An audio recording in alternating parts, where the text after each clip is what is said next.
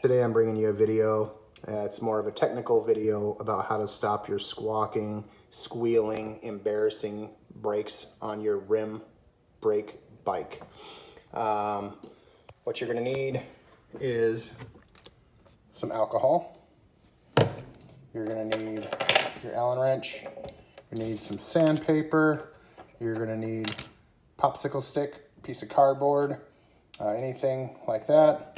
And you may even need to use a knife or a razor. This is extreme. It's not necessary in every case.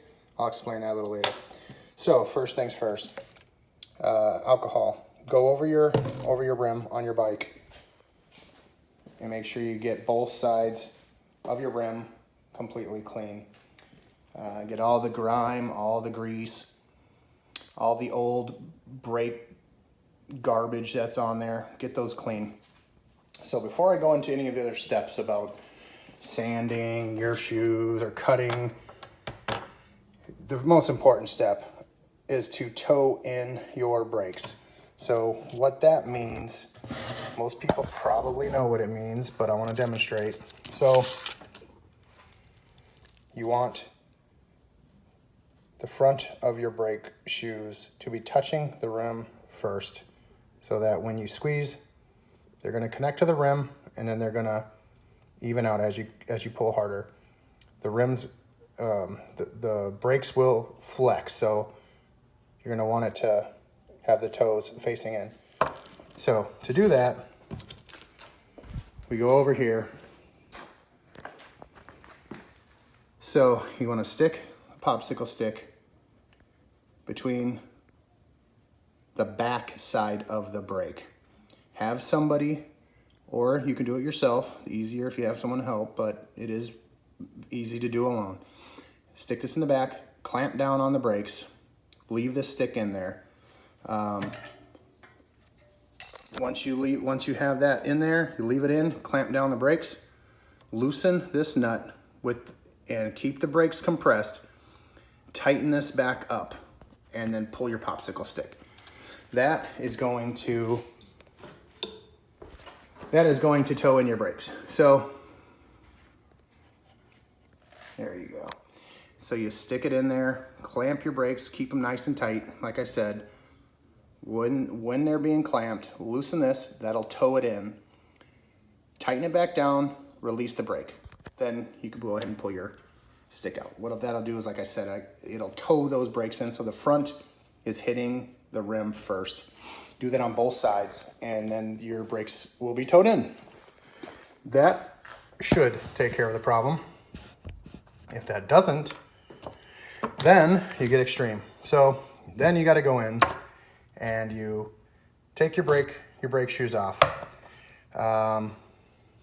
These I'm going to use just because they're old. I don't really care about these, so I'm going to use these as a demonstration. These are super glossed over. Anyway, so you're going to need to get in there with a sandpaper, and you're going to really need to go to town. You want to reveal some new material on the pads so you can get rid of that shininess. And once you get it to where it's more of a matte finish, then you should be good. These are kind of a bad example. Yeah, I know. If your brakes are looking like this, just throw them in the garbage. Get some new ones. But I want to use these because I don't care about them. I'll sand them, I'll cut them, whatever. If you notice here, notice how there's more pad towards the front than there is the rear. That's because I cut them a long time ago. So what that does is it gives you this angle so that the front will touch the rim first. It's kind of like an automatic toe in, I guess. It almost ensures that this part will touch the rim long before the back. This is an extreme case. If you needed to do it, you want it to be tapered down this way so that touches first. As you can see here, that's how it would work. But yeah, like I say, if your brakes are looking like this, you might as well just get some new pads. A lot of times, new pads are going to do it for you, but you just still need to tow them in. But the issue that I had was when I had a brand new bike, brand new brakes, Pro Max pads, even soft compounds, and they were squealing like crazy. Towed them in, and they were still squealing like crazy. Cut a little bit of material off, not a lot. I'm saying maybe at the most, like, I don't know, maybe 1 millimeter, half a millimeter, somewhere in there, just to kind of give it that little bit of angle, like I explained on those old brake pads.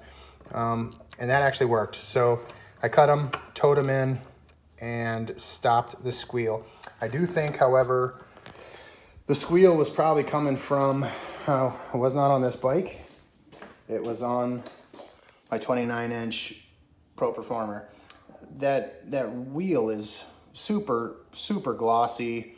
There's no paint. It's just straight, shiny aluminum. I think that it shouldn't really matter, but I think in this case it did. I think it was just rubbing on this nice, smooth surface and giving it that noise. So doing those tips where I said I cut a little bit off in the back, towed them in, and wham, works good. On the painted ones, it's not so much of an issue. They get smooth over time, and it might start making that noise, but I gave you the steps you need to make sure you don't have that happen. In extreme cases, people do. I wouldn't like to do it. Maybe if it's an older bike, I wouldn't care so much. But you get some real fine sandpaper or steel wool, and you go around the entire rim on both sides, and you just kind of, rough them up a little bit. You don't want to do it too thick. If you do, you want to use some very fine sandpaper, steel wool preferably. I personally will not do that unless maybe the bike was super old and I didn't care about the wheels. That is a trick that I've heard that people do use, and it does help. However, before I did anything like that, I would spend $10 and I would get some new brake shoes. It'd be a lot better than $200 wheels. So that's what you do. You get that popsicle stick, you stick it in the back, do everything I said.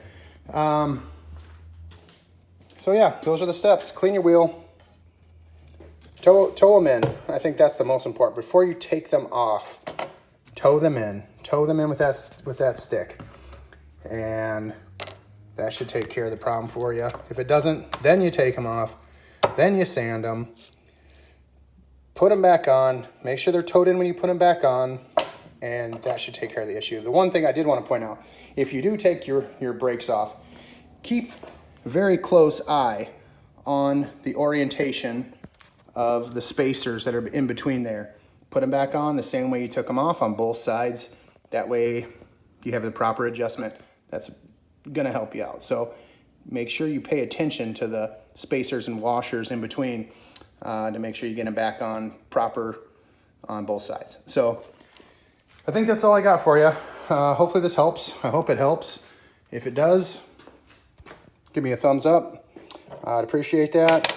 I know the video quality is not the greatest, but working with what I got and just trying to help some people out. So I hope you guys have a great day, and like and subscribe. Thank you. Peace.